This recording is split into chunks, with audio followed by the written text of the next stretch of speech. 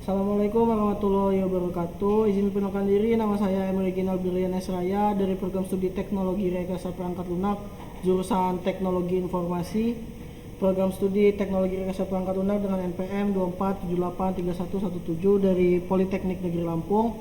Pada video kali ini saya ingin menjelaskan rangkuman materi tentang menguasai dasar pemrograman PHP dengan mata kuliah pengembangan aplikasi berbasis web dengan dosen pengampu yaitu Ibu Sylvia Eskom MTI. Yang pertama di sini kita masuk ke materinya yaitu tentang pengenalan PHP. Pengenalan PHP ini juga dibawakan materi oleh Ibu Sylvia Eskom MTI. Jadi di sini ada pengertian PHP yang dimana PHP itu singkatnya pengenalan tentang PHP itu kita pada slide pertama ini kita sebelumnya tadi tuh ngeliat judul ya tentang pengenalan PHP yang disampaikan oleh Ibu Sylvia Eskom MTI. Di materi ini juga kita akan belajar pengertian PHP, sintak dasar, variabel, operator, hingga bagaimana PHP bekerja dalam sebuah sistem web.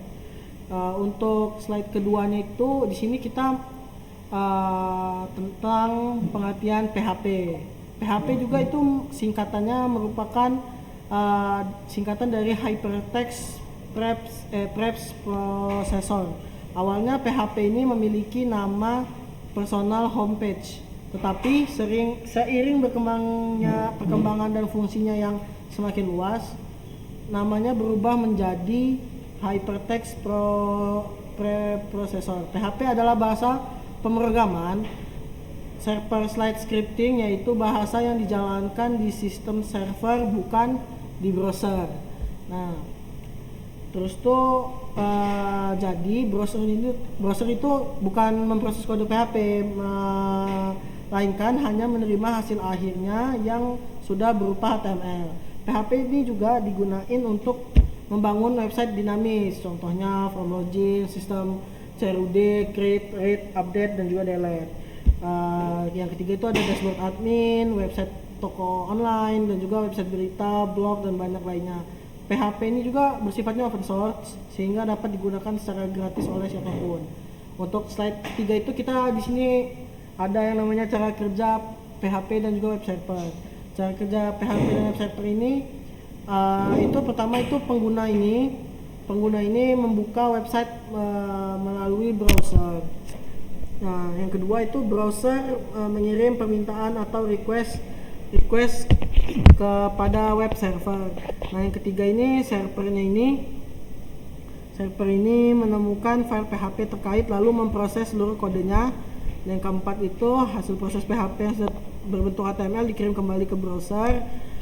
Dan yang terakhir kelima itu pengguna hanya melihat hasil akhirnya bukan kodenya. Nah, habis itu ini juga mengapa PHP itu sering dipakai untuk pengolahan data sensitif seperti login dan juga database. Untuk slide keempat itu konsep sistem web. Pada slide ini dijelaskan gambaran umum sistem web. Dalam sebuah sistem web terdapat 3 komponen penting, yaitu yang pertama adalah browser, web server, dan juga file-file website. Browser itu berfungsi sebagai klien atau pengguna, sementara web server itu seperti Apache, habis itu ada Nginx atau XAMPP, dan juga file-file websitenya itu salah satunya file PHP. Ketiganya ini juga bekerja secara bersama-sama agar website bisa berjalan dengan baik. Yang kelima itu adalah PHP file. Slide yang kelima ini selanjutnya adalah PHP file. Nah, ini tadi kita kan udah ke konsep sistem. Nah, ini adalah yang kelima ini adalah PHP file. Nah, PHP file ini kita juga di sini memiliki terdiri dari teks, tag HTML, dan juga CSS. File PHP juga itu berisi teks HTML dan CSS dan juga kode PHP ini sendiri. File PHP itu memiliki beberapa ekstensi, yaitu yang pertama ujungnya titik .php, ujungnya juga ada titik .php 3, ada juga yang ujungnya .html. Nah, di sini juga ini kita bisa menulis HTML seperti biasa di dalam file PHP. Namun di antara HTML tersebut kita ini bisa menyelipkan kode PHP sesuai kebutuhan. pada slide ke-6 juga kita punya yaitu sintak dasar PHP. Nah, ini adalah sebentar, di sini adalah kode awal PHP dan ini adalah kode penutup PHP. Nah, untuk sintak dasar PHP ini selalu berada di sintak dasar PHP ini sebelum kita masukin apapun kode ini harus ada ini dulu dan penutupnya ini. Nah, setiap kode PHP-nya itu juga harus berada di dalam tag pembuka dan penutup. Kalau di luar ini dia nggak akan bisa. Lanjut kita ke komentar PHP. Komentar ini digunain untuk, komentar yang ini digunain untuk memberikan catatan di dalam kode.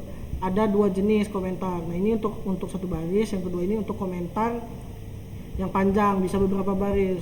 Nah, komentar ini nggak akan jalan sebagai program, dia cuman sebagai penjelasan. Nah, yang ke-8 itu ada struktur dasar script PHP, yang dimana setiap script PHP memiliki 3 bagian, yaitu tag pembuka, tag pembukanya itu PHP, dan juga kode PHP berisi perintah, logika, fungsi, dan juga variabel, dan juga tag penutup. Dan juga jangan lupa setiap statement itu harus diakhiri dengan tanda semikolon atau titik koma. Nah, lanjut kita ke slide 9, ada variabel dan data. Nah, variabel ini itu dia tempat untuk menyimpan data. Variabel ini untuk menyimpan data, aturan penulisan variabel dalam PHP. Di awal tandanya itu adalah ada huruf $, seperti itu, dan juga dia tidak boleh diawali oleh angka, boleh mengandung huruf, angka, dan underscore. Bersifat case sensitif, artinya $nama berbeda dengan $nama. Variabel sangat penting karena seluruh data dalam PHP disimpan menggunakan variabel. Nah, slide 10 itu kita ke tipe data. Nah, tipe data ini ya, kita ke tipe data selanjutnya. Nah, tipe data itu ada string, integer, float, dan double, boolean, dan array, dan lain-lain. Ada banyak tipe data, tapi ini ada beberapa contohnya. String itu dia sebagai teks, integer itu bilangan bulat, float itu bilangan desimal, boolean itu true atau false, array itu kumpulan data. Singkatnya, PHP itu otomatis akan menyesuaikan tipe data berdasarkan nilai yang kita masukkan. Lanjut adalah contoh variabel benar dan salah. Nah, di sini yang benar itu ada nama, yang benar itu ada kota, nomor kota, terus tuh sini ada kota, ini yang benar ada kota, terus tuh, dan juga bill yang saya tahu. Nah, lanjut di sini adalah contoh variabel benar itu yang bisa tuh kota dan bill. Benar ya, yang benar itu ternyata cuman yang bisa dan yang kota dan juga bill. Nah, kenapa sih benar? Karena valid huruf semua, valid boleh diawali underscore dan ada angka setelahnya. Nah, yang salah ini dia kenapa nggak bisa? Karena ini ada spasi harus jadi underscore nama underscore Anda. Seperti yang lainnya juga seperti itu. Nah, lanjut di sini adalah ada yang namanya menampilkan data. Menampilkan data ini kita tuh untuk menampilkan output ke layar PHP menggunakan echo atau juga print. Echo lebih cepat dan lebih sering juga digunakan. Nah, print itu mengembalikan nilai namun jarang dipakai dalam kode dasar. Lanjut di sini ada operator PHP aritmatika. PHP menyediakan operator matematika seperti tambah, kurang, kali, bagi, dan juga sisa pembagian, dan juga ada pangkat. Operator ini akan sering digunakan saat membuat program yang menghitung angka. Nah, di sini juga ada lanjutan operator PHP penugasan dan perbandingan. Nah, di sini operator penugasan adalah sama dengan itu untuk memberi nilai, plus dan sama dengan, dan min sama dengan itu untuk menambah dan mengurangi nilai variabel. Sedangkan operator perbandingan seperti sama dengan itu artinya sama dengan. Tanda seru itu tidak sama dengan, tanda kurung mengarah ke kiri itu lebih dari, tanda kurung arah ke kanan itu kurang dari. Biasanya itu digunakan dalam percabangan if, switch, atau looping.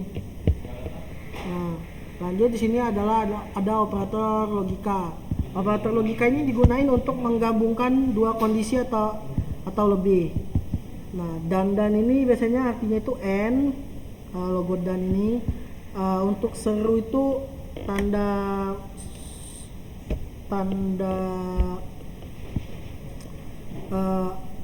or ini artinya itu or, dan tanda seru itu artinya not atau negasi. Ini sangat berguna saat kita mengecek kondisi tertentu dalam program. Nah, yang terakhir adalah ada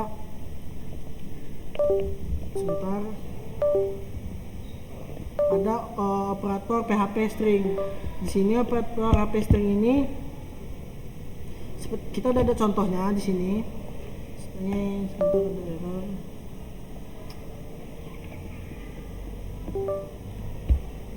Sini adalah ada operator PHP string yang dimana di sini nanti outputnya itu hasilnya itu bakal halo Sylvia, mari belajar.